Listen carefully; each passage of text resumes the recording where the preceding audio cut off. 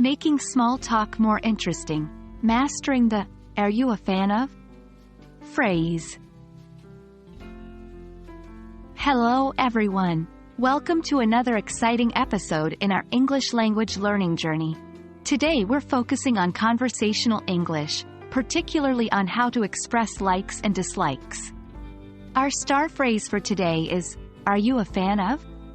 We'll show you how this phrase can be used to ask about someone's admiration for things, activities, people, and so much more. To begin with, let's break down what "are you a fan of" means. When we ask this question, we're basically inquiring if the other person likes, admires, or enjoys something. This could be anything: a sports team, a type of food, a genre of music, or even a famous personality. Here's how you could use it in a sentence. Are you a fan of sushi? Are you a fan of classical music? Are you a fan of LeBron James? These questions are a great way to open up a conversation and learn more about the other person's interests. Now that we know how to ask the question, let's focus on how to respond to it. If you like the thing in question, you might say, "Yes, I'm a big fan," or "Yes, I really enjoy it." If you don't, you could say, "No, not really," or "No, it's not my thing."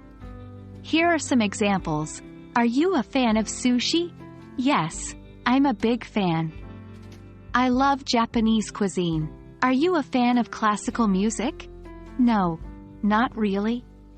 I prefer rock music. Remember, it's always a good idea to expand on your answer.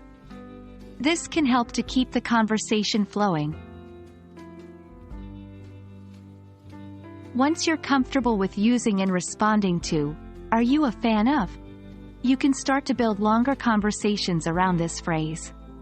You can ask follow-up questions or share your own thoughts and experiences about the topic. This can lead to interesting discussions and help you form deeper connections with people. For instance, if someone says they're a fan of LeBron James, you might follow up with, "What do you like most about him?" or "Which of his games was your favorite?" And there you have it. The phrase, "Are you a fan of?"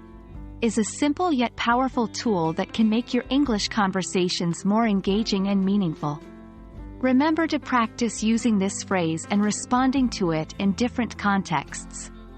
Keep exploring, keep learning, and remember that every conversation is an opportunity to learn something new.